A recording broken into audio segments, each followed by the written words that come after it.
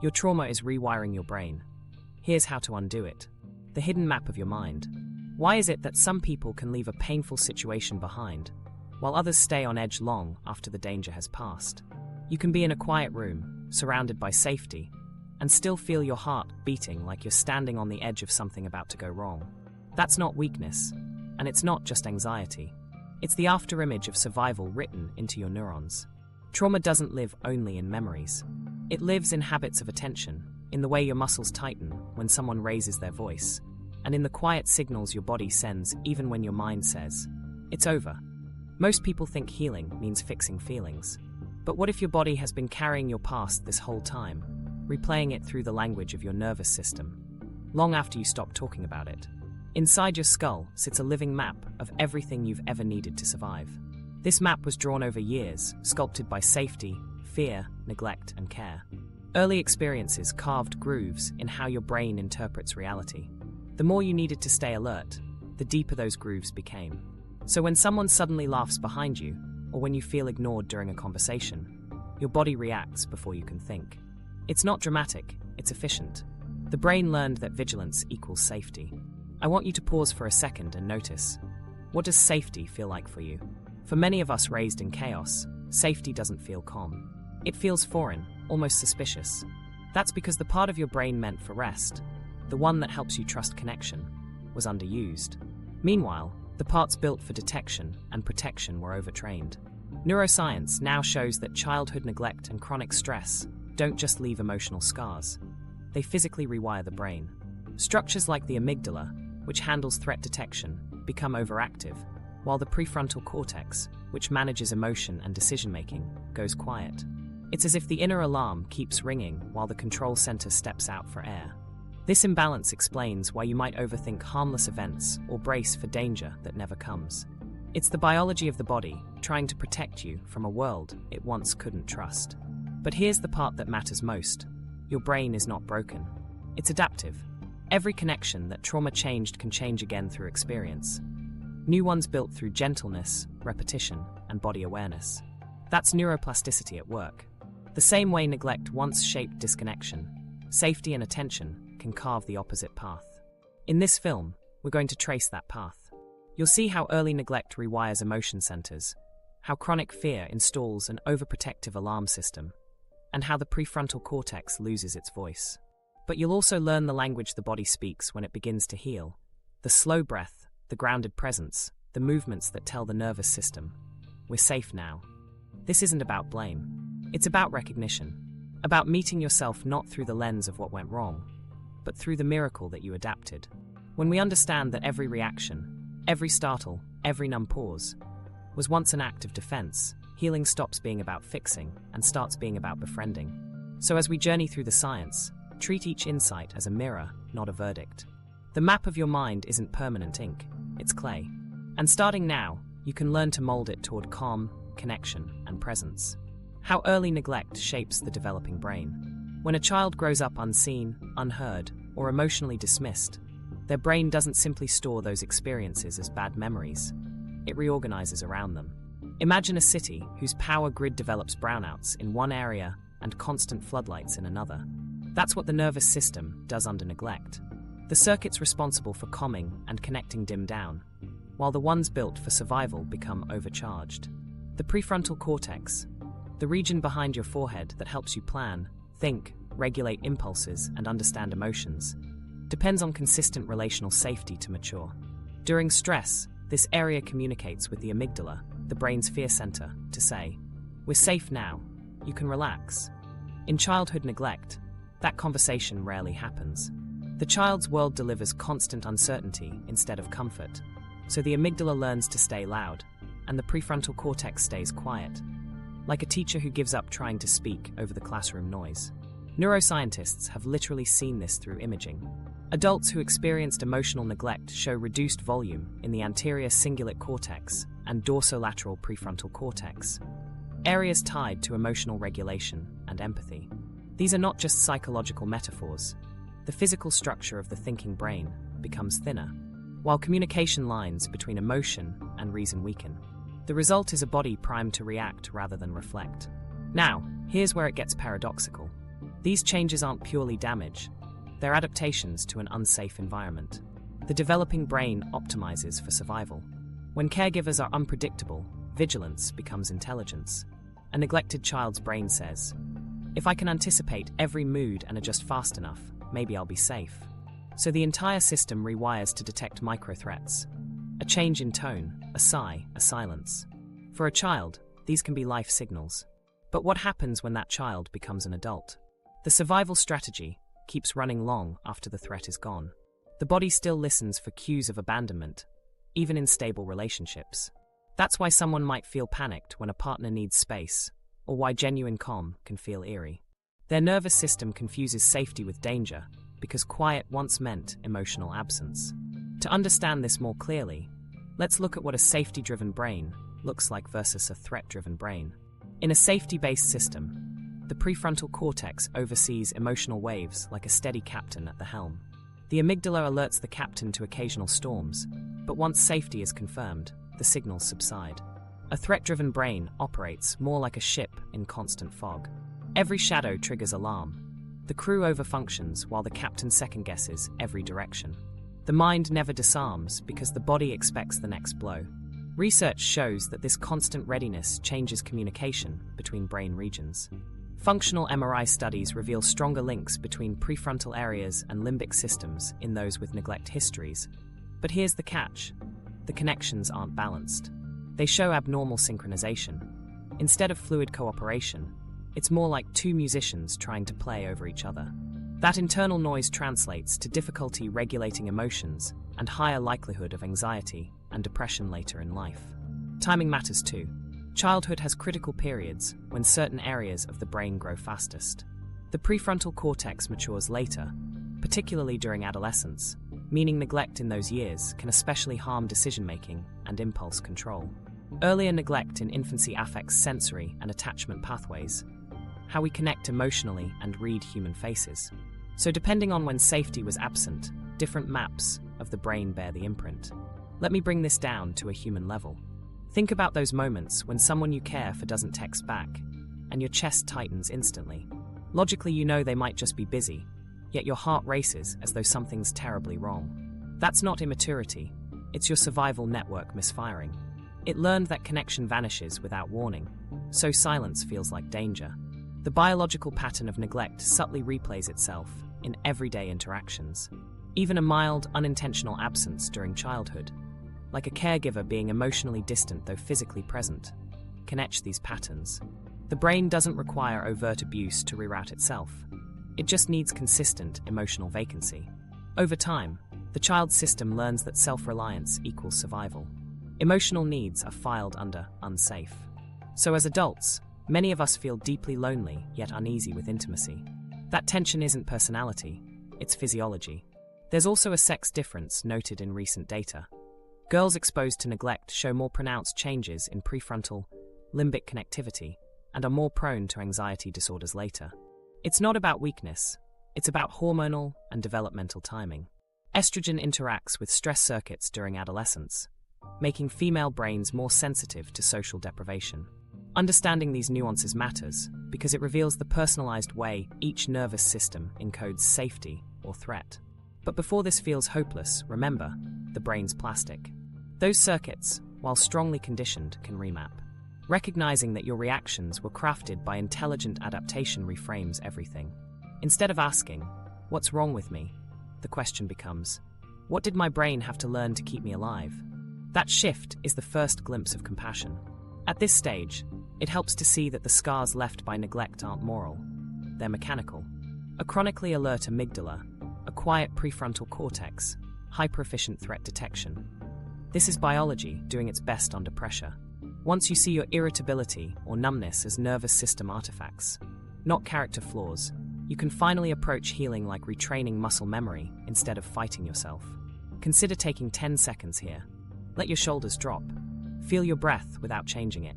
The body you're in right now is the same one that kept you safe through every uncertain moment. It's also the one capable of rewiring, through new experiences of safety. This is where our exploration turns next. How the amygdala, that overprotective alarm inside your skull, learns to sound the siren too often and what it takes to teach it silence again. Because behind every anxious reaction isn't madness, it's memory. And that memory lives not as story, but as circuitry waiting to be softened through understanding and care. The overprotective alarm, amygdala on overdrive. Hidden deep inside the brain sits a small, almond-shaped structure called the amygdala. It's one of evolution's oldest designs. A built-in alarm system that once kept our ancestors alive when predators lurked behind the trees. It's beautifully designed to spot threat faster than you can think. The problem is, when trauma teaches that danger can appear without warning, the amygdala never gets the memo that the threat is over. It stays on duty 24/7, scanning for any flicker of uncertainty that might spell harm. In a healthy brain, the amygdala is balanced by the prefrontal cortex, the rational part that reasons. That noise was just the wind.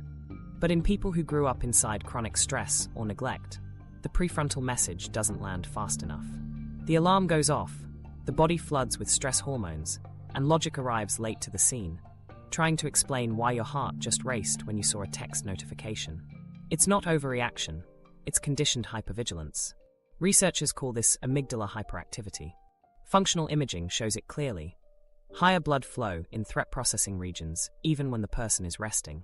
It's as if the smoke detector keeps beeping long after the fire's been put out.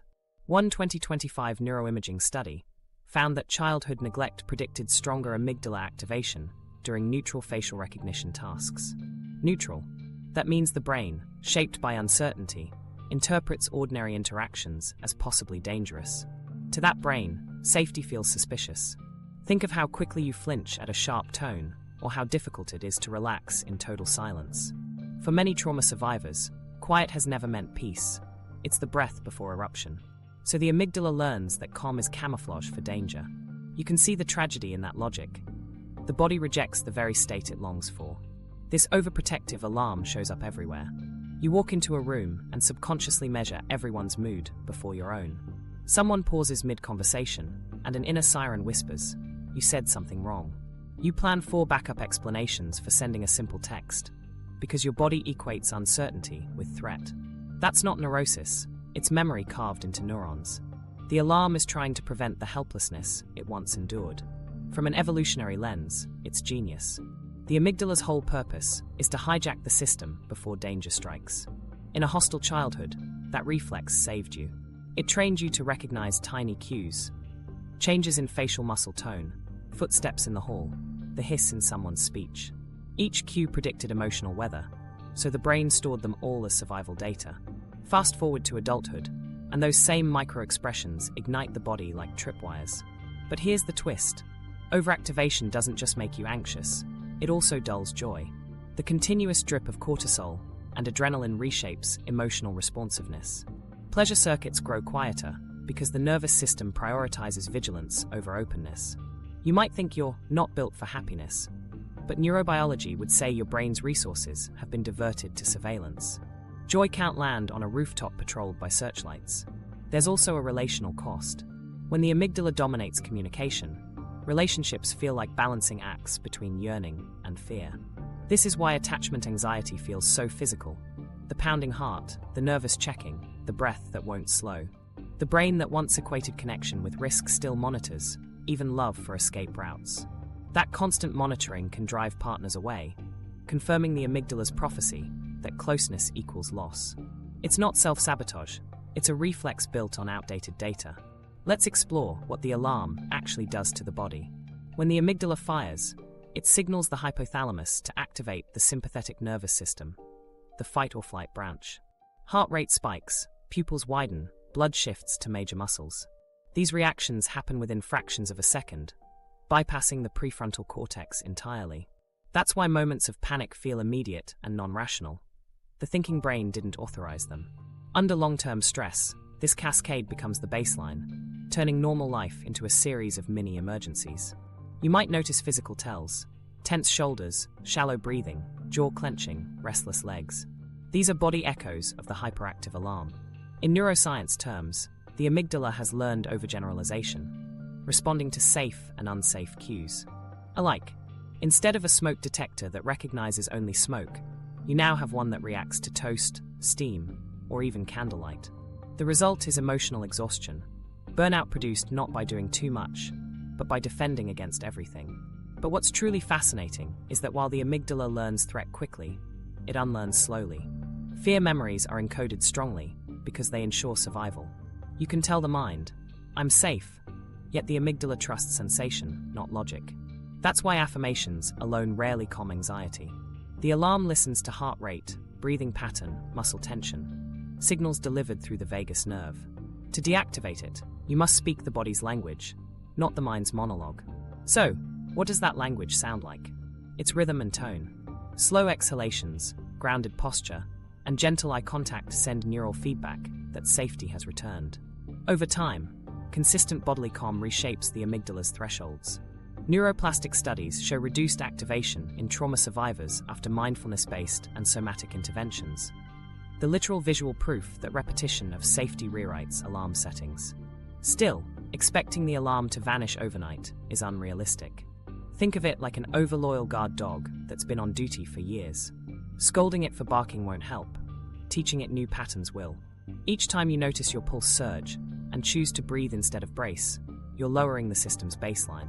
Each moment of compassionate awareness tells the amygdala, "We're watching together now. You don't have to patrol alone." This is where biology meets tenderness. Healing begins the moment you stop labeling your alert state as broken and start seeing it as protection that overshot its purpose.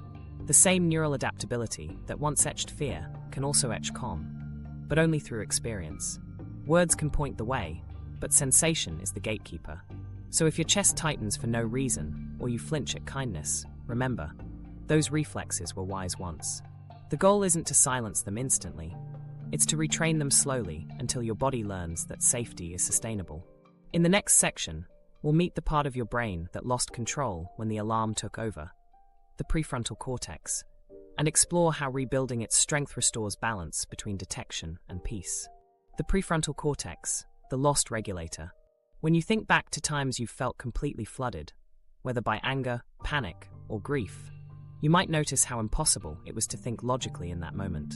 That's the prefrontal cortex stepping out of the driver's seat while the amygdala floors the gas. Neuroscientists sometimes call this the amygdala hijack, but I like to think of it as the emergency override switch. When survival takes over, reflection goes offline. The prefrontal cortex, sitting just behind your forehead, acts as the brain's chief regulator. It organizes experience, weighs options, and applies brakes to impulsive emotional reactions. Under steady conditions, it works in harmony with the amygdala, like a conductor guiding an orchestra. But chronic trauma rewrites that coordination. Imaging studies of people who experienced early neglect show reduced gray matter volume in areas such as the dorsolateral prefrontal cortex and anterior cingulate, regions that normally help us plan, delay response, and find perspective. The conductor's podium isn't empty. It's simply been drowned out by the percussion section of alarm. To understand how this feels, picture yourself in an argument. Words blur, your pulse spikes, you say things you later regret. You knew better, rationally, yet something else took command. In moments like that, the prefrontal cortex hasn't failed. It's been temporarily silenced by stress chemistry. Cortisol and adrenaline reroute blood flow away from executive regions toward motor and sensory areas. The body's way of preparing to run or fight. It's efficient biology, not bad judgment. When trauma is frequent, the brain doesn't just react, it remodels. The prefrontal cortex begins to prune away connections it rarely uses. If calm reasoning rarely succeeded in soothing danger during childhood, those neural pathways weaken. Meanwhile, reflexive alertness gets reinforced. Over time, the brain learns that quick defense beats slow reasoning, so the regulatory system atrophies like an unused muscle. That's why many adults who endured chronic insecurity struggle with impulse control, decision fatigue, or emotional swings. The neural brakes got worn out from disuse. Now, here's the part most people misunderstand. This wasn't a mistake. It was adaptation. A quieter prefrontal cortex actually saved energy in unpredictable environments. Being hyperreactive kept you ready. When every day felt uncertain, pausing to evaluate could increase risk. The brain designed efficiency over reflection because the cost of hesitation once felt fatal. What looks like dysfunction in a calm environment was intelligent adjustment in a chaotic one. Yet that same wiring becomes costly once the environment changes. The very mechanism that once protected you begins to misfire in ordinary life. You might find yourself overanalyzing every word someone says, expecting conflict before it arrives, or feeling paralyzed when facing major decisions. This isn't lack of willpower. It's a literal disconnect between your emotional and rational centers. The amygdala shouts, the prefrontal cortex whispers, and you live in the echo. A simple example. Imagine you receive neutral feedback at work. Instead of processing it constructively, your stomach drops, your mind races, and you interpret it as personal failure. That's not oversensitivity. It's neural pattern recognition misapplied. The prefrontal cortex, trained to interpret signals through the lens of survival, struggles to categorize new data accurately. Threat detection overshadows perspective. These imbalances also impact physical functions we don't immediately link to emotion: sleep, appetite, immune regulation. The prefrontal cortex communicates with stress response circuitry through the hypothalamus, meaning when regulation fails, hormones like cortisol stay elevated. You're not only mentally exhausted, but physiologically trapped in vigilance. It's a full-body echo of an underregulated brain. Yet, there's profound hope in this dynamic. Neuroimaging studies show that therapy, mindfulness, and even consistent supportive relationships can literally increase prefrontal activity. Each time you practice slowing your breath amid tension, or pause before reacting, you're engaging that region. The prefrontal cortex strengthens with repetition, the same way muscles do through resistance training. Every conscious moment of noticing your internal state is a neural rep. Think of it like rehabilitating a limb after injury. In the beginning, control feels awkward, like fumbling to grab an object, but consistent effort refines coordination. Similarly, emotional regulation requires daily micropractice. Counting to 10, grounding through senses, journaling instead of erupting. These aren't cliché self-help moves. They're ways to coax dormant circuits back online. In relationships, an underactive prefrontal cortex can create a painful loop. One partner feels triggered, lashes out or withdraws, and later feels flooded with shame once logic returns. If both people interpret that pattern as personality flaw rather than neurobiological glitch, conflict escalates. But when you understand the science, compassion enters. You realize, my nervous system is doing its ancient best. I can teach it new timing. That reframing turns defensiveness into curiosity. Let's zoom out for a second. Overactive amygdala, underactive prefrontal cortex. That's the classic trauma equation. The amygdala says, protect at all costs. The prefrontal cortex says, interpret before reacting. When communication between them breaks down, you live on fast forward. Rebuilding that bridge means reintroducing the brain to delayed interpretation, to the idea that not every signal requires an instant defense. Somatic and mindfulness practices strengthen this bridge by stabilizing physical signals of safety first, giving the prefrontal cortex time to re-enter the conversation before emotion peaks. Here's a short reflection exercise to illustrate. Next time your pulse spikes during conflict, instead of forcing calm, silently label what's happening. Heart racing, breath shallow. That label activates left prefrontal regions involved in language and self-monitoring. The simple act of describing a sensation links reasoning to emotion, cooling the limbic fire. Studies show measurable drops in amygdala activity during such effect labeling. Words, used gently, replug the circuit. As this regulation strengthens, everyday functions begin to change. You think before replying to emails. You sense tension rising and choose to stretch or breathe. You notice the moment adrenaline kicks in and redirect energy instead of exploding. Each of these is a microneuroplastic event, the prefrontal cortex reclaiming coordination from the survival brain. Of course, progress isn't linear. Under extreme stress, even a well-trained prefrontal cortex can be yanked offline. But recovery speeds up, the system resets faster. Over time, fear responses shorten and peace states lengthen. What used to take hours to calm may take minutes. What once felt overwhelming becomes tolerable. This is the architecture of healing measured not in grand epiphanies, but in tiny regained pauses. Sometimes people ask, will I ever stop reacting? The honest answer is, you may still react, but your recovery window will shrink. Regulation isn't erasing emotion, it's restoring choice. If the amygdala guards the gates, the prefrontal cortex decides when to open them. Trauma closed them permanently. Healing teaches discernment. So when frustration rises faster than reason, remember, it's not personal weakness, it's neural choreography rehearsed under threat. Your mind is relearning tempo. Each breath, Each considerate pause is sheet music for a new composition, one where emotion and logic share the same rhythm. Now, as we step deeper, let's look at the mechanism that makes this rewiring possible. Neuroplasticity, the brain's inherent capacity to change its tune through practice. Because knowing that regulation is possible doesn't just soothe hope, it offers method, the code for rewriting the map your past once drew. Neuroplasticity, the brain's built-in healing code. If the previous sections sound like your brain has been stuck in a survival pattern, this one is the antidote. Neuroplasticity is the most hopeful word in modern neuroscience because it means the brain doesn't just endure, it adapts. Every thought, gesture, breath, or emotion fires groups of neurons that wire together through repetition. The more a circuit activates, the stronger it gets. That rule goes both ways. Trauma repeated fear, healing repeats safety. In plain language, neuroplasticity works like a feedback system between attention and sensation. When you practice calm presence, even briefly, you're sending your brain new data. Peace exists, and I can survive it. Each repetition reinforces synapses between regions like the prefrontal cortex and the amygdala, strengthening the bridge that once collapsed under stress. This is why therapy, mindfulness, and body-based work don't just make you feel better. They cause physical restructuring. Scan studies show increases in prefrontal thickness and reductions in amygdala activation after consistent mindfulness practice. The brain literally learns calm as if it's a new language. Think of your neural network as a trail system through a dense forest. The paths you take most often, the worry path, the guilt path, the self-protection path, become clear and easy to travel. Lesser used trails, joy, trust, curiosity, get overgrown. The law of use it or lose it governs neuroplasticity. When you start walking new trails, at first it feels awkward or fake. That's not failure, that's pruning. The old paths still exist, but every step towards safety starts to pave a new one. Here's where it becomes deeply human. Many survivors think, I can't change. This is just how I'm wired. Technically, that's half true. You are wired that way right now. But wiring is dynamic.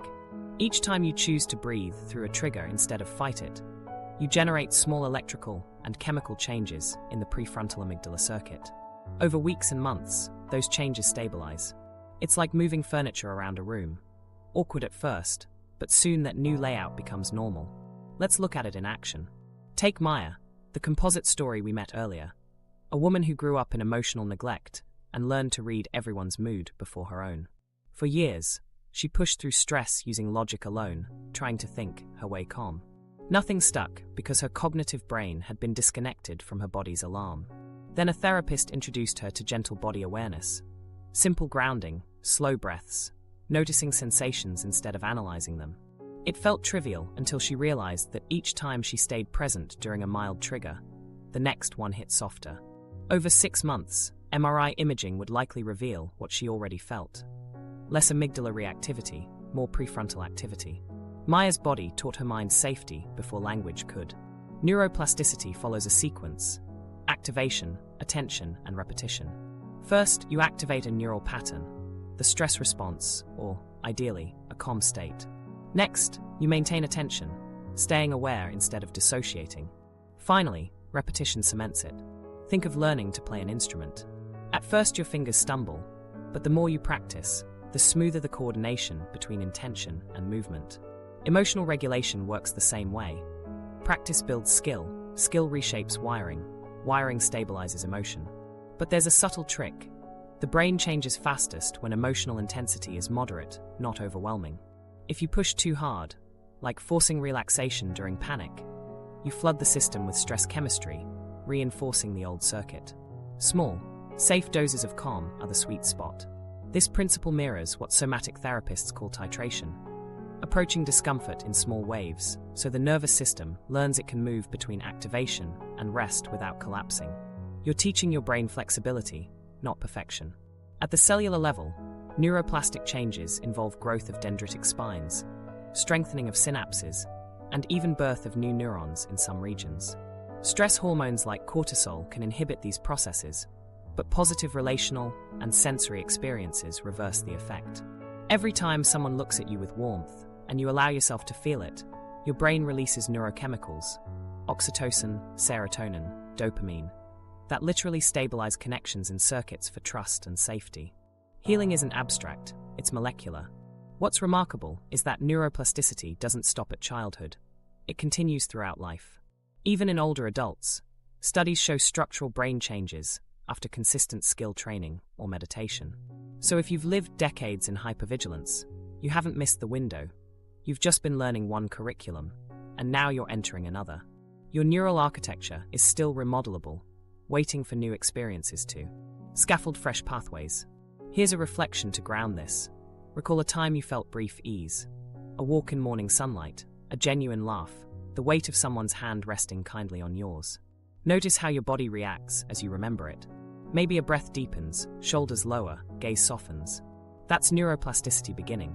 By retrieving and expanding moments like these, you're not indulging nostalgia, you're rehearsing new stability. It helps to measure progress less by emotion and more by recovery time. Neuroplastic rewiring shows up as shorter stress cycles and quicker returns to baseline.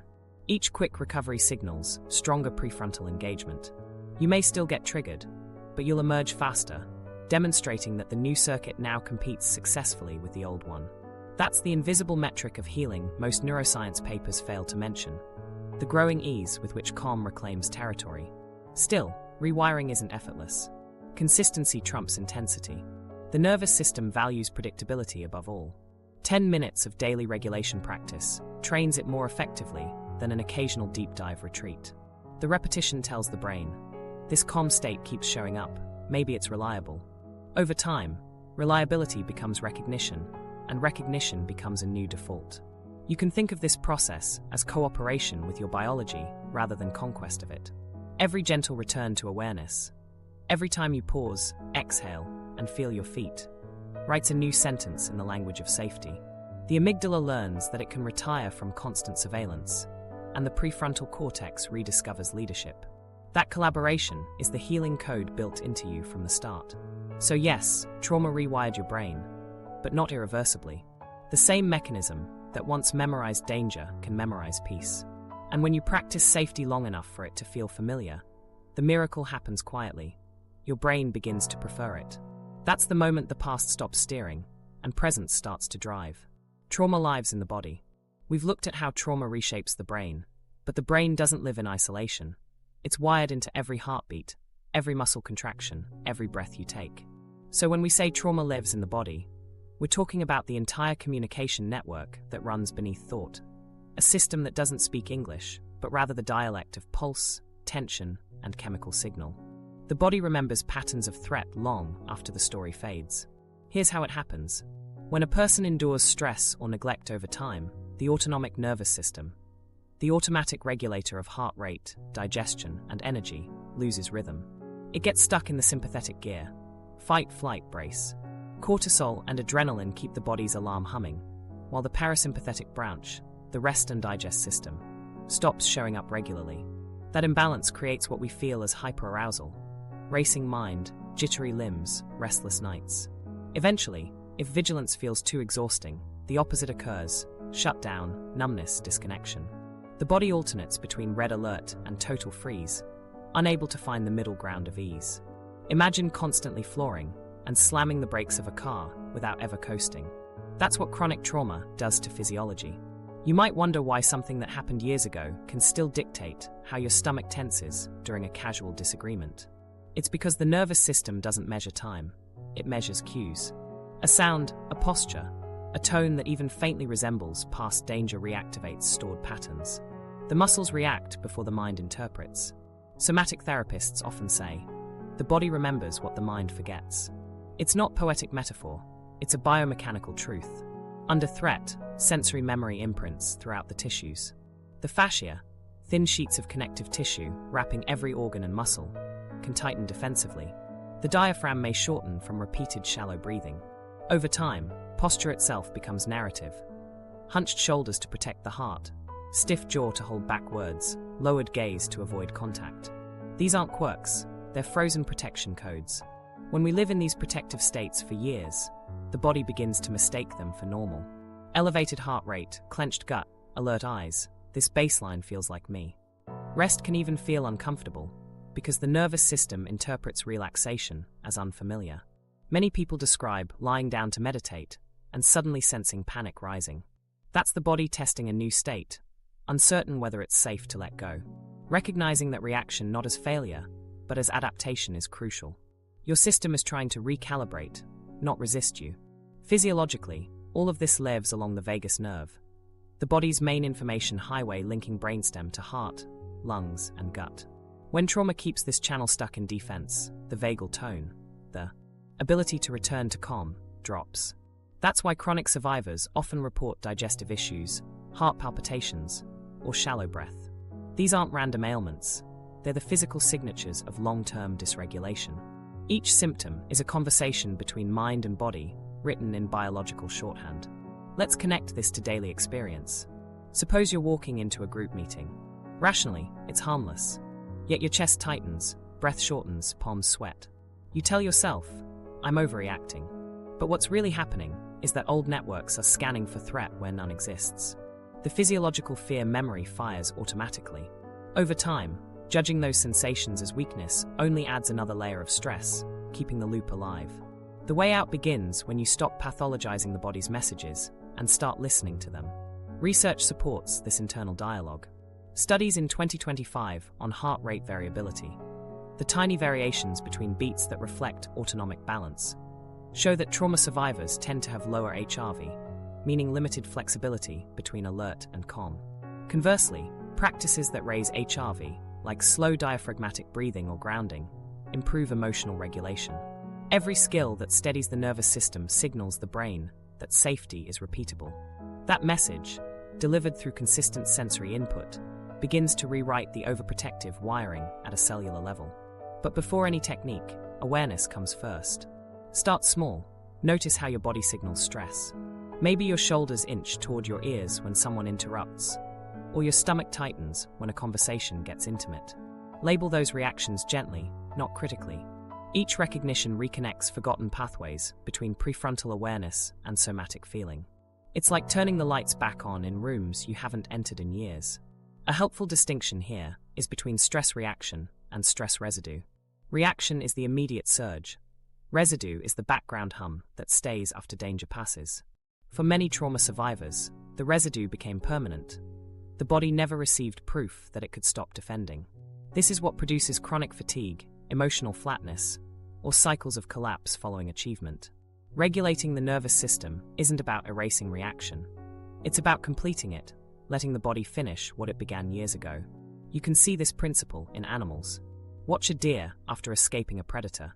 It trembles for a few seconds, breathing deeply until the energy dissipates, then calmly returns to grazing. Humans, trained to suppress emotion, tend to freeze mid-sequence. The stress chemical cocktail stays trapped, leading to persistent muscular tension and internalized alertness. Somatic work helps resume the tremor phase safely, through subtle shaking, sighing, or stretching, to discharge the leftover current. That discharge is the body saying, "We're done running now." The nervous system's defenses fall into three main responses: hyperarousal, fight/flight, hypoarousal, freeze/shutdown, and a middle state of regulated engagement. In hyperarousal, you feel anxious, impulsive, irritated. In hypoarousal, you might feel detached, foggy, depressed. The journey of healing is learning to recognize which state you're in and, with practice, move back towards center. You cannot think your way there. You must sense your way. Awareness guides the shift. Sensation completes it. For instance, in hyperarousal, grounding through the senses, feeling feet against the floor, naming colors in the room, anchors the wandering attention. In hypoarousal, gentle movement or touch wakes the system safely. The exact practice matters less than the principle, bringing the body into the present moment. The present is the only environment where the body can verify safety. You might wonder, how does this connect to spirituality or personal growth? Because every mystical or mindful tradition ultimately points to embodied presence. A nervous system anchored in safety becomes the foundation for deeper awareness, compassion, creativity. It's hard to touch transcendence when your biology is screaming survival. Once regulation returns, stillness becomes gateway rather than trap. Here's a short reflective exercise. Close your eyes, if that feels safe. Recall a memory of calm, perhaps sunlight on your face, gentle waves, a quiet morning. As you picture it, shift focus from image to sensation. Where does your body soften? What happens to your breath? If nothing changes yet, that's fine. Observation itself is progress. You're training the prefrontal cortex to notice, the amygdala to wait, the vagus nerve to recalibrate. Each repetition of this simple noticing strengthens the circuit for safety. The beauty of this process is humility. The body doesn't rush, it retrains. There's no dramatic breakthrough, but an accumulation of subtle confirmatory experiences. One gentle exhale, one unclenched fist, one moment of warmth flooding back into a chest that used to armor itself. These are microscopic victories, proof that the language of the nervous system can learn new grammar. So when you catch yourself fidgeting, freezing, or zoning out, remember, these aren't barriers to healing, they are the healing terrain. They mark where attention needs to land, not what must be exiled. Body awareness doesn't erase trauma history, it reconciles with it. The moment you feel even a flicker of safety, and let the body recognize it instead of dismissing it, neurons record that evidence. Repeat often enough, and the physiology of fear begins to yield to the physiology of trust. That's the quiet revolution happening beneath every mindful breath. The transformation of defense into dialogue. Your body isn't your enemy.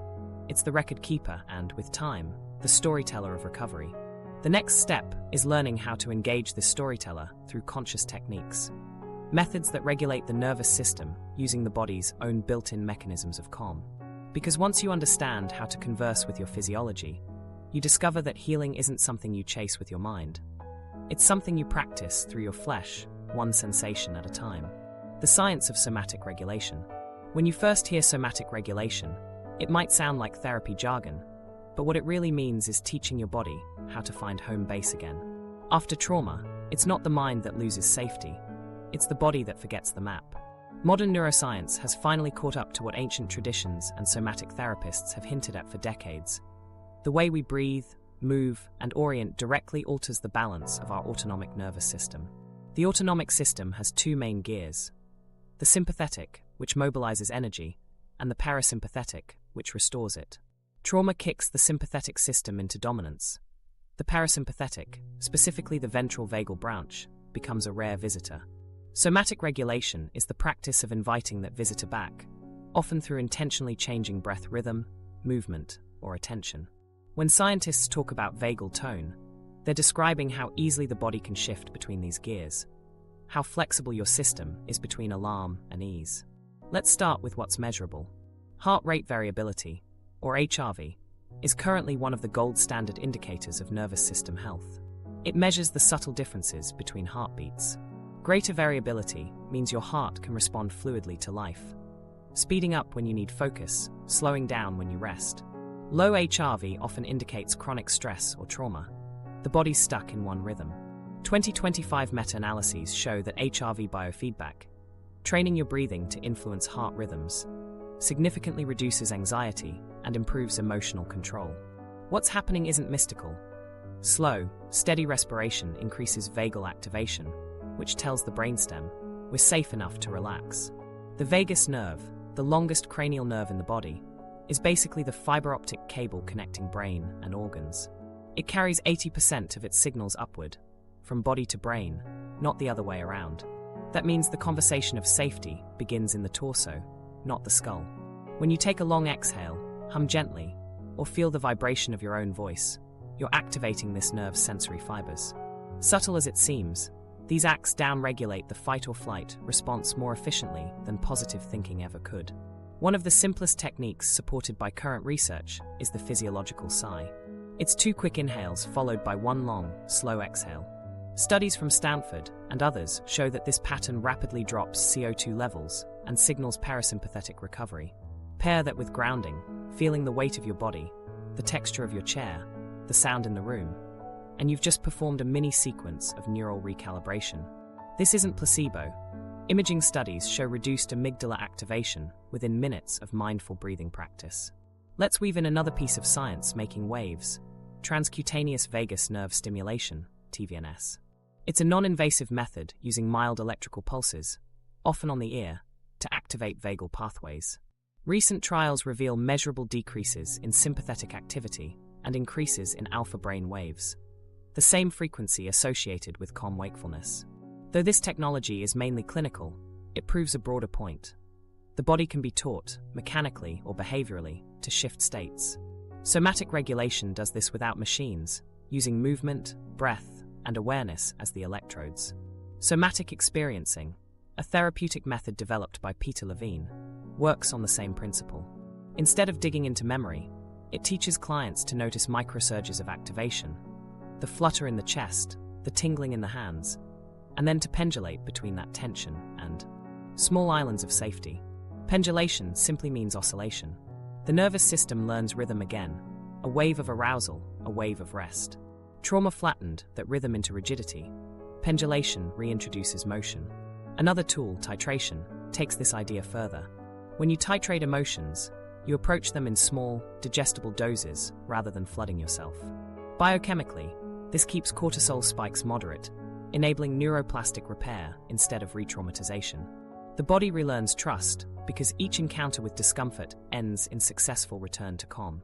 It's nervous system weight training, progressive overload, gentle repetition recovery. Practical examples ground the science. Suppose you feel anxiety starting. Hands tingle, breath shortens. Instead of forcing stillness, try extending your exhale to twice the length of your inhale. Research shows that pace ratio, say, 4 seconds in, 8 seconds out, maximally activates parasympathetic pathways. Add a tactile anchor. Press your feet to the floor or run fingers along a textured object. Sensory input pulls brain activity from alarm circuits toward present moment processing regions like the insula, which reestablishes bodily awareness and lessens limbic dominance. Movement plays its role too. Slow, repetitive motions, like gentle rocking, swaying, or stretching, send proprioceptive feedback that you're in control of your body. Rhythmic movement aligns with the brain's natural oscillations. Studies of Tai Chi and yoga practitioners consistently show higher HRV and lower cortisol compared to controls. More importantly, participants report felt safety, not just less stress, but the return of ease as a baseline emotion. Sound and light enter the picture as well. Morning sunlight on the eyes synchronizes circadian rhythms and stabilizes autonomic activity throughout the day. Soft humming, chanting, or even slow singing stimulates the vagus nerve through vibration of the larynx. Combined, light and sound form a natural neural reset, something every culture has used through music and sunrise rituals long before fMRI confirmed the mechanism. A 2025 review of somatic healing approaches summarized it succinctly. Body-based interventions outperform cognitive ones when it comes to restoring baseline regulation after trauma. It isn't that talk therapy fails, it's that the body often won't receive the message until physiology agrees. Top-down strategies provide insight. Bottom-up techniques provide proof.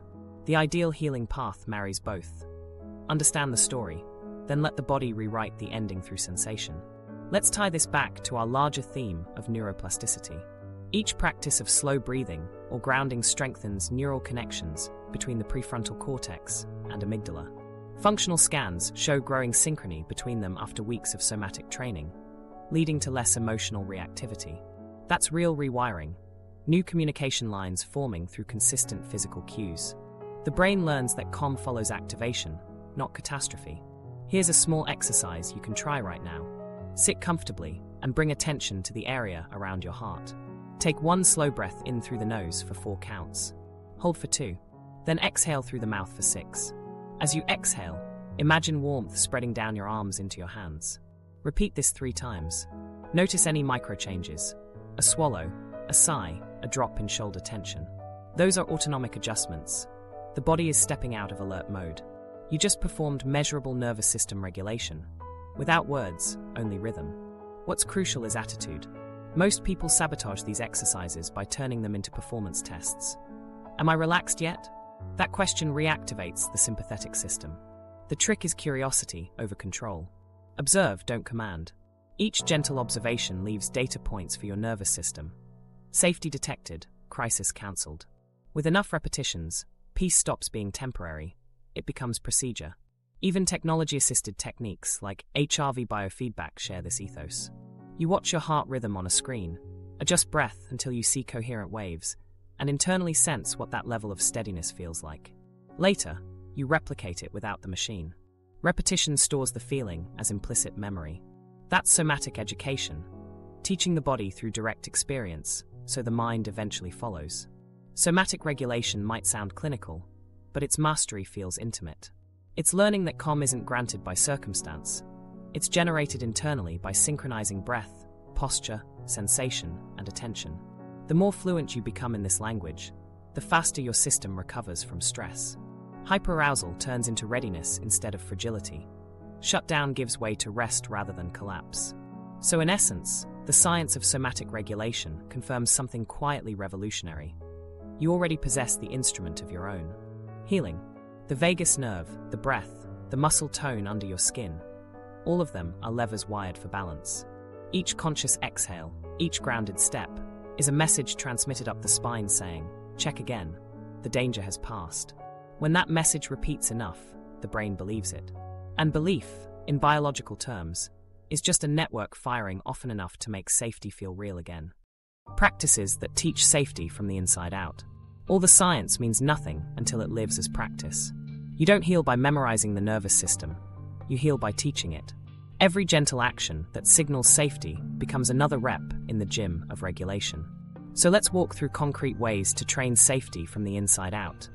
Tools that don't require belief, just repetition. Start with grounding. Not metaphorical, but physical. When people first begin exploring somatic awareness, they often overlook the simplest stabilizer, gravity. Grounding means deliberately feeling where your body meets the world. Sit or stand and notice the contact points, feet, seat back, whatever is supporting you. Then, place attention on sensations. The pressure beneath your soles, the temperature of the floor, the texture under your fingers. When stress surges, attention escapes upward into spiral thinking. Grounding pulls it back down through sensory input. Neurophysiologically, this redirects activity from the limbic system into sensory cortex pathways, lowering amygdala firing. It's why soldiers and therapists alike use tactile grounding during acute stress. It's quick data that says, I exist here, now. Once grounding feels accessible, layering resourcing amplifies the effect. Resourcing means summoning sensations linked to safety, comfort, or connection. For some, it's visualizing a loved one's face. For others, it's remembering the warmth of sunlight, the scent of rain, the rhythm of a favorite song. The trick is to notice what the body does, not the story. Do your shoulders relax? Does your stomach unclench? Those shifts are the markers that the vagus nerve has engaged. The body recognizes familiarity faster than logic. Each recollected moment of support becomes a neural reference point. This is how safety once felt. This is how it can feel again. Breath regulation bridges these first two skills because it manipulates physiology directly. You've already learned how the physiological sigh calms the system. Now let's turn that into routine. Pick one pattern you can practice daily. Inhaling through the nose for 4 counts, holding for 2, exhaling for 6. The elongated exhale lengthens vagal activation. You can tie it to something ordinary. Opening an email, starting your car, stepping into the shower. The goal isn't dramatic transformation, but accumulation. Over time, that rhythm becomes baseline. Like a melody your nervous system hums in the background, even under pressure. Research indicates that consistent paced breathing can raise HRV within a few weeks, meaning the heart literally starts responding to stress with more agility. Gentle movement follows naturally. Trauma freezes the body, movement thaws it. You don't need to choreograph anything. Rock in your chair, stretch your arms overhead, loosely shake your legs. Let the motion be playful rather than mechanical. What matters is that you're reintroducing rhythm and agency. Each voluntary movement tells the brain, I control this body, no coercion here. Repetition of simple motions, swaying, rocking, pacing, feeds proprioceptive signals through the spinal cord that reinforce spatial safety. Somatic research calls this motor completion, finishing gestures that once were interrupted by fear. When energy that was trapped in readiness finally moves outward, the system rebalances. Notice that all these practices involve curiosity, not correction. The nervous system learns best through experience, unburdened by judgment. If you treat grounding as a test, why don't I feel calm yet? You re-trigger the sympathetic system. If you treat it as exploration, what happens if I shift my weight? You invite dialogue. Curiosity belongs to the prefrontal cortex, the very region trauma quieted. Activating it through gentle inquiry strengthens its leadership again. Let's weave these methods into a micro-routine you can use anywhere. Step 1. Pause and feel your feet for 3 slow breaths. Step 2. Recall a resource, perhaps warmth or someone who once made you feel seen. Step 3. Add a single deep exhale longer than the inhale. Step 4. Move one body part. Roll your shoulders or stretch fingers, while staying aware of the entire sensation. The sequence might take only 20 seconds, but within that span your body crosses from sympathetic dominance toward parasympathetic engagement. Do it 10 times a day, and you'll build countless tiny proofs that safety can coexist with stress. That's cumulative resilience, the slow substitution of evidence over fear. Alongside these direct practices, simple environmental cues shape nervous system tone. Morning light within an hour of waking anchors circadian rhythm, which synchronizes cortisol release and autonomic balance. When your brain knows when day begins, it stops mistaking everything for emergency. Evening dimness does the opposite, reminds biology that rest approaches. Light exposure might sound trivial, but studies show it improves sleep quality and lowers daytime anxiety, indirectly boosting emotional regulation. Mindful walking adds another layer. Each deliberate step provides repetitive rhythmic input. The same principle as rocking, but distributed through the entire body. When you walk slower than normal while maintaining soft breathing, inner motion integrates with outer surroundings. External rhythm synchronizes heart rate, vestibular system, and visual tracking, producing coherence across sensory networks. You're not just walking, you're orchestrating regulation. Then there's rest, often the hardest practice for trauma survivors. True rest is not collapse but receptive stillness. To practice it safely, start by lowering stimulation gradually rather than dropping into silence. Dim lights, soften sound, maybe keep gentle ambient noise so the absence isn't jarring. Allow micro-movements, fingers twitching, toes adjusting, so energy discharges slowly instead of locking into freeze. Over weeks, these intervals teach the body that rest doesn't equal vulnerability. Eventually, calm begins to feel recognizable rather than suspicious.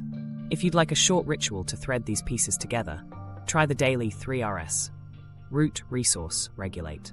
Root means grounding through contact. Feel points of support. Resource means recalling or creating a sense of warmth. Regulate means pairing both with slow breath or gentle motion. Each repetition builds neural coherence. Sensations of footing, reassurance, and rhythm combine to form the biological signature of safety. Done morning and night, this 3-minute practice rewires expectation. Instead of the day dictating your state, your body starts setting the tone. Common mistakes? Overexertion and comparison. Many people treat somatic work like gym training, pushing for intensity. But the nervous system grows through predictability, not strain. Others compare sensations. Why do I feel numb when everyone else feels peace? Numbness is a protective layer. Acknowledging it without pressure allows thawing over time. Progress shows up as quicker noticing and smaller recoveries, not permanent bliss. Let's zoom in on one more element, tone of voice. Your own vocalizations can modulate vagal activity. Try speaking softly or humming after grounding. The vibration through your throat stimulates the branch of the vagus nerve connecting to the heart. Consistent humming lowers heart rate and can serve as a social cue of calm for those around you. It's a form of co-regulation disguised as music. In relationships, these micro-practices ripple outward. A grounded nervous system emits safety cues. Steady eye contact, relaxed facial muscles, slower speech, that others unconsciously receive. Their systems then mirror your stability through resonance circuits in the brain's insular and anterior cingulate. In plain terms, your calm literally becomes contagious.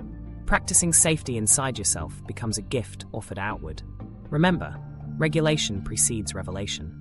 Spiritual insight, creativity, and empathy flourish only when the body trusts its environment. Each technique, grounding, resourcing, breath, movement, environmental tuning, vocal vibration, is an invitation to rebuild that trust. None of them erase history. They add new chapters written in steady heartbeat and open breath. We began this journey understanding trauma as messages carved into circuitry. These practices are the reply, signals sent back through flesh and air saying, I'm here, I survived, I'm ready to live differently. Every repetition is both science and prayer, converting knowledge into physiology. Continue long enough, and the nervous system no longer requires constant proof of safety. It starts assuming it. That subtle shift marks the border between surviving life and belonging to it. Reconnecting mind and body through awareness. Awareness is the moment the body and mind start speaking the same language again. After years of disconnect, thinking one thing, feeling another. The first step is noticing what's actually happening inside you, not what you believe should be happening. This sounds simple, but for a nervous system shaped by threat, attention itself once felt dangerous. Early on, awareness meant detecting danger. Now it needs to mean detecting safety. Reconnecting those meanings is the essence of healing. Science calls this skill interoception, the ability to sense internal signals such as heartbeat, hunger, or breath depth. Trauma dulls interoception because hypervigilance points awareness outward, scanning for others' reactions instead of the body's.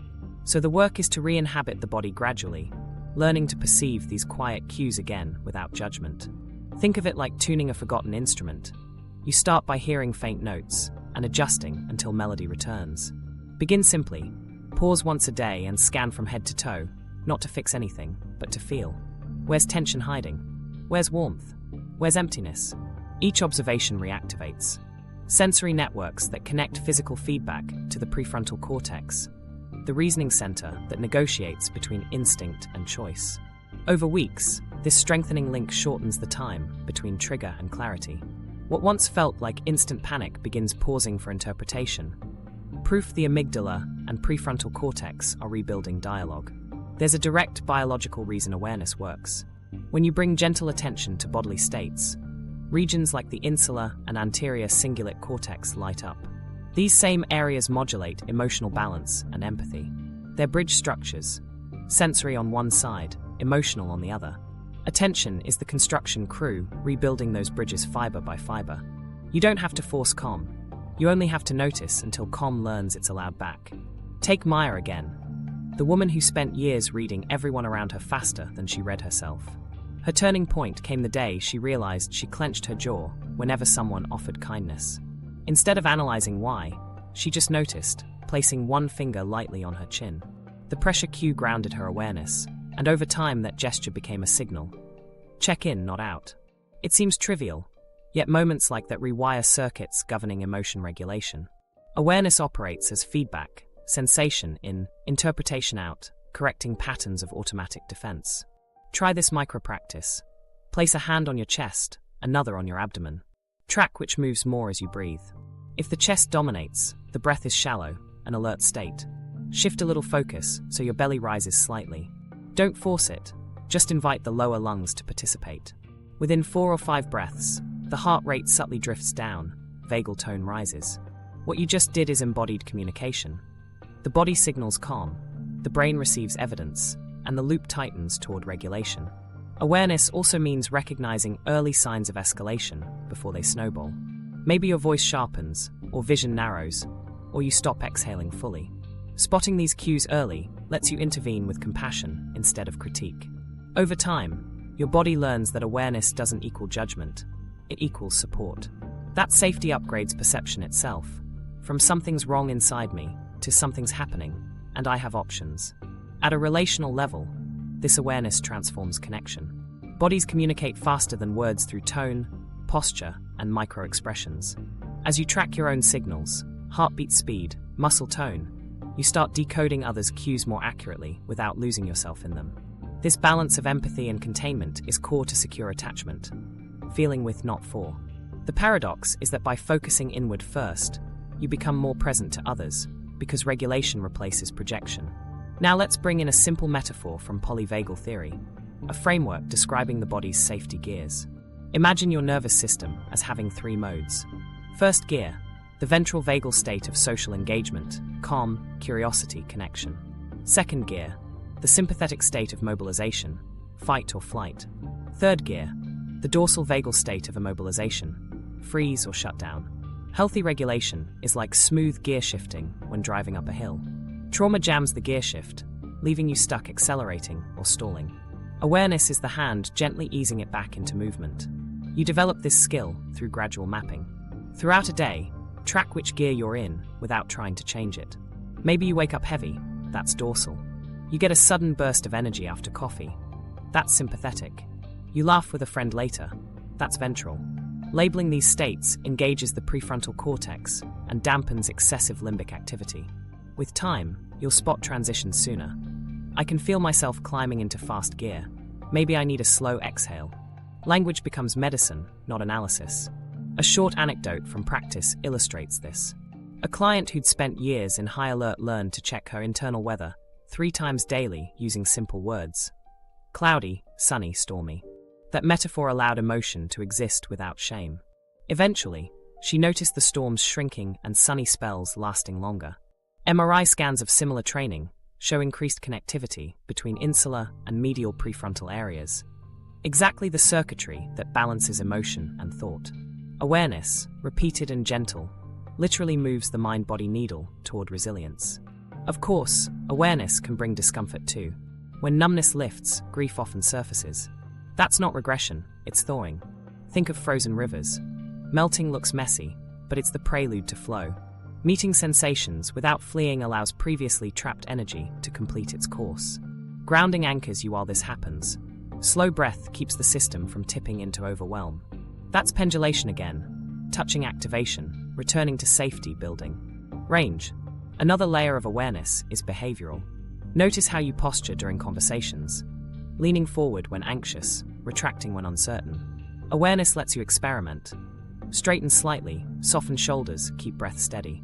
These tiny corrections send reciprocal signals along the vagus nerve. Posture shaping mood, mood reshaping posture.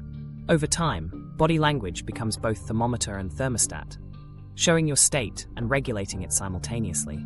Some people ask, how do I know if awareness is working? The answer isn't found in constant calm, but in proportion.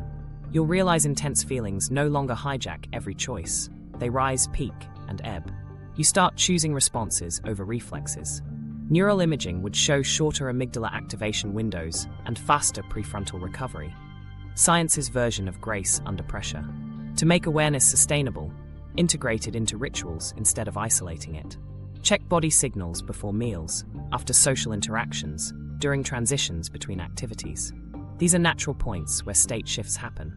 Awareness at thresholds stabilizes the next phase, just as pilots check instruments before takeoff and landing. Over time, noticing becomes automatic, the way you'd glance at your dashboard while driving without needing prompts. Let's end this section with a small guided reflection. Close your eyes or soften your gaze. Ask quietly, what's my body saying right now? Don't answer verbally, listen for sensations. Maybe an itch, warmth, tightness, flutter. Whatever arises, thank it silently. That gratitude signals the brain's limbic system to release small amounts of oxytocin and dopamine, chemicals of social and internal trust. You're teaching your body that attention equals kindness, not critique. This is the bridge neuroscience rarely names outright, but every mystic describes. The reunion of sensory truth and conscious awareness. The mind stops interrogating the body and starts conversing with it. Each moment of non-judgmental noticing stitches together the fabric torn by years of survival suppression. Over months of practice, that fabric thickens into resilience. The more you practice this dialogue, the more the outer world shifts too. Noise feels less invasive, relationships feel steadier, creativity re-emerges. You've inverted the survival hierarchy. Awareness now leads, vigilance follows. And that, truly, is reconnection. Not the absence of fear, but the presence of listening so deep your body finally believes your mind when it says, we're safe now. From hypervigilance to connection. For most trauma survivors, hypervigilance becomes a second skin, the default rhythm of life. You walk into a room and your eyes automatically sweep for exits. Your mind preloads possible conversations. Your body stays halfway in sprint mode even if nothing's wrong. This used to be protection. Now it's a prison built out of good intentions. The truth is, the nervous system that once guarded you doesn't know how to stand down.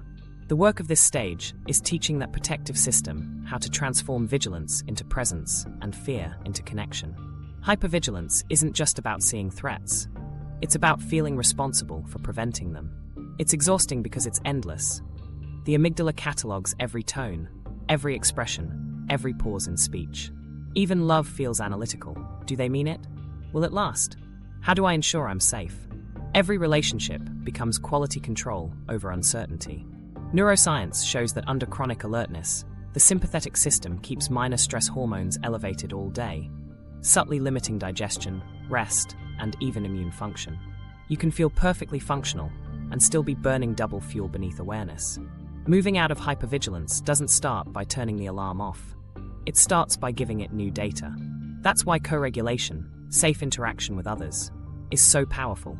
When someone's presence stays calm while you're anxious, their physiology literally lends yours a model of safety. Skin temperature, breath rate, tone of voice. These are microscopic cues your nervous system reads faster than logic. Repeated exposure re-educates the amygdala. Connection doesn't equal danger anymore.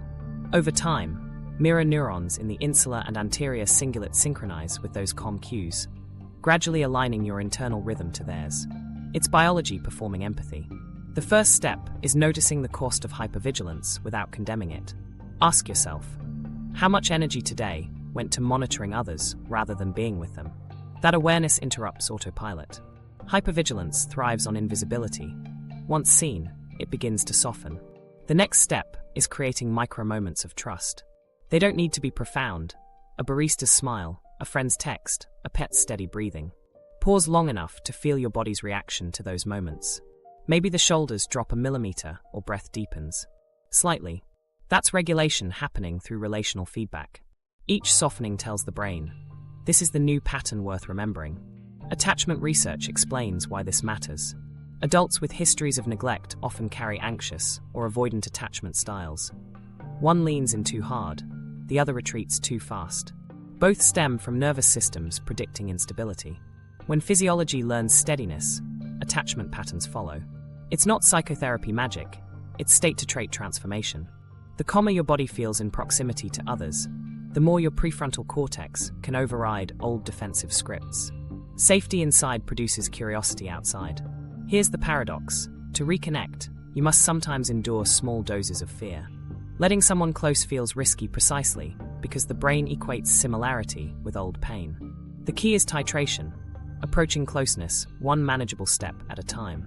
Maybe you share a small truth. Notice the heartbeat quicken, then ground through your feet and breathe until pulse slows again. Every successful cycle rewrites the association between intimacy and threat. You're not pushing past fear, you're teaching it that recovery follows. A short story illustrates this. Maya, whose nervous system spent decades on high alert, began practicing somatic regulation with a supportive partner. Whenever she felt the urge to withdraw mid-conversation, she named the sensation out loud. My chest feels tight. Her partner would stay quiet, just breathing normally beside her. No fixing, just presence. Within minutes, the tension eased. What happened neurologically was simple. Her interoceptive awareness triggered prefrontal engagement, and his calm respiratory pattern served as external vagal stimulation. Two bodies co-regulated until fear gave way to trust. After months, her system started anticipating connection rather than crisis. You can replicate this solo through imagery or memory. Recall someone who made you feel at ease, a teacher, a friend, even an imagined mentor. Visualize them sitting next to you, breathing steadily while you place a hand over your heart. As you inhale, imagine borrowing their calm chemistry. As you exhale, send them gratitude. fMRI studies of such compassionate visualization show activation of the same circuits as real social contact. The nervous system can rehearse safety even in solitude. Yet connection isn't limited to people. Nature functions as a massive regulatory field. When you align breathing with ocean waves, tree sway, or birdsong rhythm, you're syncing to biological patterns of coherence larger than your own stress loop. These cues remind the primitive brain that stability exists beyond individual control. Morning or moonlight, rustling leaves, steady rain, all serve as external metronomes that slow internal tempo. Environmental co-regulation is ancient self-therapy available for free.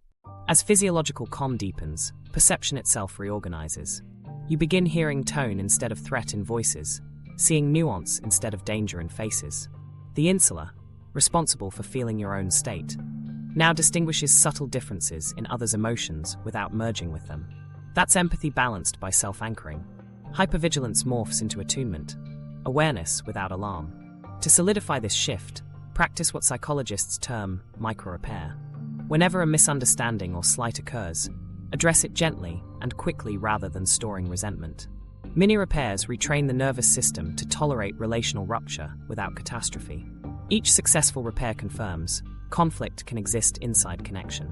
In brain terms, you're strengthening prefrontal amygdala coherence during social stress, the neural signature of secure attachment. Another pivotal skill is learning to rest with others. For trauma survivors, stillness in company often feels foreign. either hyperanalyzing or zoning out. Start by sharing quiet moments doing parallel tasks, reading, cooking, walking, without performing. These low-intensity interactions let the nervous system observe safety without demand. Subconsciously, heart rates entrain, respiration synchronizes, mirror neurons practice trust. It's rehearsal for intimacy that feels sustainable. Physiologically, as co-regulation becomes familiar, baseline cortisol drops and oxytocin rises. Oxytocin not only fosters bonding, but enhances vagal tone, closing the feedback loop. Connection nurtures calm. Calm invites deeper connection. The cycle that once spiraled anxiety now spirals safety. Over time, the body expects support instead of scanning for loss. That expectation is the essence of secure attachment. From here, connection expands beyond individuals. Community participation, volunteering, group exercise, shared rituals, multiplies safety cues. Collective rhythm, whether drumming or synchronized movement, activates the social engagement network. Brainwaves across participants even synchronize slightly, showing how. Belonging rewires at measurable levels. What isolation distorted, resonance corrects. So transforming hypervigilance into connection isn't abandoning caution, it's refining it.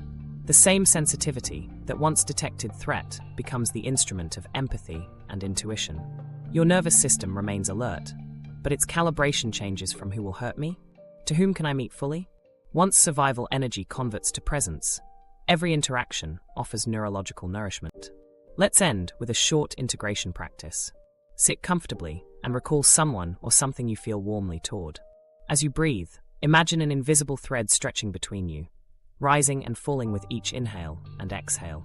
Sense not dependence, but resonance. For a moment, let awareness rest on the shared rhythm rather than internal monitoring. That hum you feel, that quiet recognition that you're part of a larger pulse, that's connection. When you live from that rhythm, vigilance no longer drains you, it guides discernment. Fear becomes information, not identity. The body that once braced for abandonment now listens for harmony. This is the payoff of all the regulation and awareness work. The nervous system practicing relationship as safety, not risk. As you continue, notice how the same heartbeat that once raced in panic can synchronize with another's in peace. That's neuroplastic grace, biology rewriting the story through presence. And with every calm breath shared between two beings, the proof grows louder than the past. Connection was never the opposite of survival, it was its final evolution. Integration, turning neuroscience into daily ritual. All the science, awareness, and practice only matter if they start to live in your everyday choices. Healing isn't an event, it's a pattern you build into the hours you already have. Integration means translating everything you've learned about the nervous system into small, repeatable acts that train your brain and body to expect safety as the new normal. Think of it as creating rituals that the prefrontal cortex can rely on, the way muscles rely on routine movement to stay strong. Begin with journaling, but keep it sensory rather than analytical. Instead of dissecting the day with logic, track physical states. Write headings like, moments I felt grounded, moments I felt tension, how my body signaled yes, or how my body signaled no. Each entry links cognition to interoception, bridging awareness across both hemispheres of the brain. Over time, patterns emerge. Certain places, sounds, or people that regulate or dysregulate you. Seeing those patterns externalized is prefrontal training. It builds data that the emotional brain can't dismiss. The story of regulation becomes visible, measurable, and yours. Pair that internal mapping with short daily meditation anchored in bodily sensation. Choose a focus point, the breath, the pulse at your wrist, the sway of your torso as you inhale, and stay there for a few minutes. The objective isn't detachment, but recognition, watching how sensation changes without needing to fix it. Neurologically, maintaining attention on subtle movement keeps the insular and anterior cingulate cortex active, reinforcing pathways of calm awareness. Even 5 minutes morning and evening begins to condition the mind for slower transitions, the same way stretching conditions joints for mobility. Next, treat your environment like part of your nervous system. Light, sound, temperature, and rhythm feed directly into subconscious regulation. Start with light. Expose your eyes to natural morning brightness within an hour of waking. This resets circadian hormones, cortisol, melatonin, and indirectly boosts autonomic balance. When sunset arrives, Dim lights gradually instead of jumping from brightness to darkness. That gradient tells the vagus nerve that rest is approaching, keeping sleep cycles smooth. Soothing sound works similarly. Gentle background tones, ambient music, rainfall, a steady hum, fill the silence that once signaled danger. In neglected childhoods, silence often predicted disconnection. Now it becomes a cue for peace. Sound rhythm extends into movement. Integrate micro-rituals throughout the day that honor your body's need for motion. Before opening your laptop, roll shoulders backward 3 times. Between tasks, stretch or stand and inhale deeply. In the evening, take 2 minutes to sway side to side while breathing deliberately. These motions anchor transitions. They keep physiology from accumulating static tension that later erupts as anxiety.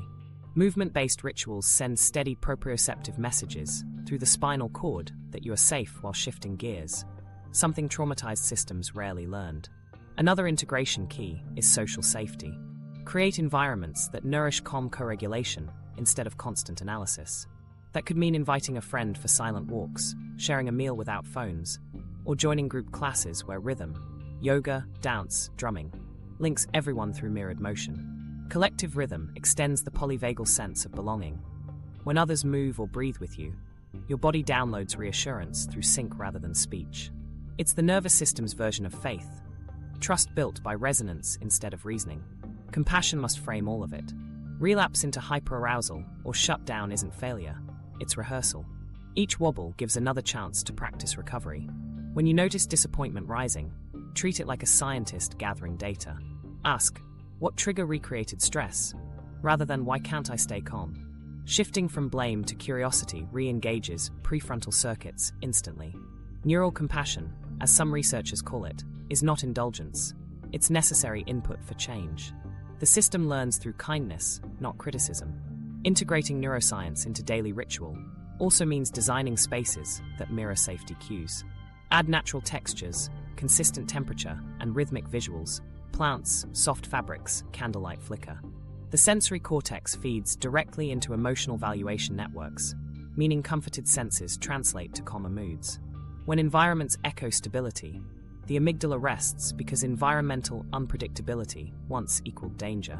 This is why consistent morning and evening routines feel miraculous. They establish temporal reliability that your biology reads as protection.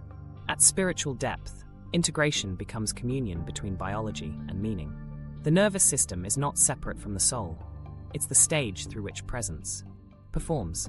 When you align physical rituals, breath, journaling, movement, with reflective or devotional moments, you unify both languages of healing, the molecular and the mystical. Maybe that looks like breathing prayers, mindful gratitude lists, or silent intention setting. Whatever your version, the act of considering inner state sacred upgrades regulation from habit to reverence. It says to the body, you're not just functioning, you're holy and safe. Practical consistency is where lasting change hides. Set anchors through the day, morning grounding, midday breathing, evening reflection. Stack them to existing habits so they're effortless. Breathe while coffee brews, ground while brushing teeth, reflect while lying in bed. Each repetition is micro-wiring. Neurons honor habit more than inspiration. Consistency teaches the system that safety isn't special occasion, it's routine. When predictability replaces surprise, cortisol steadies, immune function improves, creative flow returns. Still, flexibility matters. Life will interrupt rituals, and that's okay. The goal isn't adherence, it's adaptability. Whenever interruption occurs, use the 30-second reset. Inhale slowly, exhale until shoulders drop. Note one sensory detail in your environment. That mini practice restarts parasympathetic rhythm without ceremony. You're teaching your nervous system that stability isn't fragile. It can resume anywhere, even inside chaos. Compassionate realism also counts. You'll encounter days when calm feels unreachable. In those moments, shift aim from peace to permission. Instead of forcing presence, say internally, tension is allowed right now. This approach keeps the prefrontal cortex engaged rather than dissociative. Acceptance reduces secondary stress, the anxiety about anxiety, that keeps systems stuck. Paradoxically, allowing the state hastens its passing because the alarm no longer senses opposition. To track evolution, end each week by noting one bodily reaction that changed. Maybe your stomach settled quicker after conflict, or your breath recovered faster during stress. These are measurable neuroplastic gains. You're quantifying re-entrainment, the body proving that comfort no longer contradicts survival. Capture them as evidence, because during setbacks, memory blurs progress. The list becomes a scientific gratitude log, equally data and devotion. Finally, integration extends to worldview. As your nervous system steadies, perception of others softens. You start noticing universal patterns, the way everyone's physiology seeks connection, protection, and relief. Compassion born from this recognition is both social and spiritual evolution. The same mechanisms that rewire your prefrontal amygdala circuit also rewire society.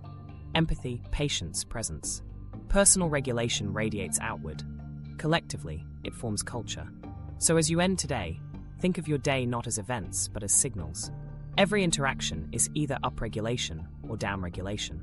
Your task is learning the dialect enough to translate chaos into coherence moment by moment. Each time you succeed, by breathing, grounding, embracing, you're integrating neuroscience into being. Remember, rewriting doesn't happen through insight, but through repetition of gentleness. The nervous system grows fluent in whatever language it hears most. Let that language be rhythm, rest, curiosity, and care.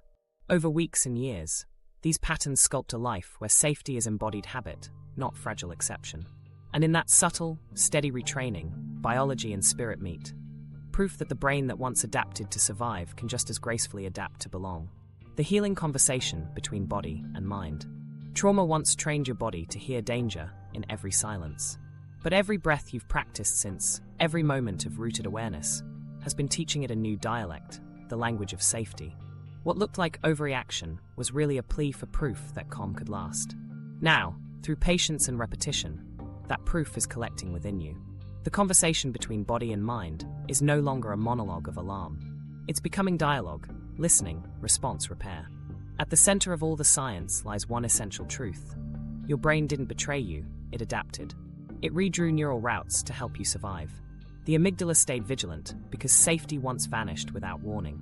The prefrontal cortex quieted because reflection couldn't protect you then. Every so-called malfunction was the body doing math with incomplete data. Today, with new experiences of calm, you're feeding it the missing numbers. Each slow exhale enters that equation as proof. Danger isn't permanent. Awareness is what updates the code. When you sense your own heartbeat without panic, you're re-establishing prefrontal authority, letting that wise internal observer translate sensation into sense. When you stay curious about tension instead of condemning it, you strengthen the neural bridge that rewrites threat into information. Healing, it turns out, isn't the deletion of fear, but its integration. The same circuits that once flooded you now carry messages of balance, if you train them kindly enough. Remember that every physical cue, breath, pulse, posture, is a sentence in the book of your biography. For years, trauma wrote those sentences alone. Somatic practice invites you back as co-author. When you ground through your feet, the body writes stability into the story. When you lengthen breath, the vagus nerve writes safety. When you meet another's calm gaze and stay, connection writes belonging. Over time, the chapter headings shift from defense to presence. You might still have days of relapse, moments when adrenaline returns, jaw locks, or heart races. Those aren't failures, they're echoes fading through memory's hallways. Each time you recover faster, your brain quietly celebrates a neuroplastic milestone. Healing's soundtrack is not silence, but shorter storms followed by longer peace. The nervous system learns permanence through rhythm. So what does wholeness actually sound like inside a regulated brain? It's the sigh that arrives naturally after tension, the steady heartbeat that no longer negotiates with calm, the simple contentment of existing without scanning. It's less fireworks, more hum, a baseline of ease humming beneath all activity. That hum is trust made biological. For many, the most radical transformation isn't the return of joy, but the normalization of neutrality. To wake up and feel neither dread nor ecstasy, just presence, is a revolution compared to years of oscillation. The nervous system interprets neutrality as heaven. That's the quiet kind of healing that rarely trends online, but lasts for life. Soon you'll notice that calm alters perception. Arguments lose sharp edges. Noise feels like texture instead of threat. Creativity slips back in, because the prefrontal cortex finally has bandwidth not consumed by defense. Even spirituality changes flavor. Instead of seeking escape from the body, you find divinity within it. The sacred loop of inhale and exhale echoing the cosmos' own pulse. Two pillars sustain this ongoing conversation: awareness and safety. Awareness keeps the prefrontal lights on. Safety keeps the amygdala responsive, but not reactive. Together they build an internal alliance that no external chaos can easily overturn. Each conscious breath renews the treaty between ancient survival systems and modern intention. With repetition, their partnership becomes instinct. So if you take one message with you, let it be this: trauma changed the brain, but experience can change it back. Every gentle repetition transforms biology into biography, memory into wisdom. Healing isn't found in erasing the past. It's found in teaching the body that the present can be trusted. Progress won't always look impressive. It will feel like quieter mornings, softer shoulders, quicker laughter. It will show in your capacity to stay with discomfort without losing yourself. That's evidence of rewiring, proof that safety now has endurance. Keep practicing the conversation. Breathe as if sending compassion down the spine. Listen when muscles speak fatigue. Answer with rest instead of rush. Over time, this dialogue becomes fluent. Body and mind stop debating ownership and start sharing authorship. If this exploration resonated, continue studying the body's language with the next episode on advanced somatic regulation. Subscribe, reflect, practice. Every watch, every breath is data for your nervous system. A new entry in its evolving dictionary of peace. Because wholeness isn't a future state, it's this moment fully sensed. The same body that once braced for impact is now capable of receiving life. Stay with that realization. You are both student and translator of your own biology, and safety is the conversation still unfolding inside you.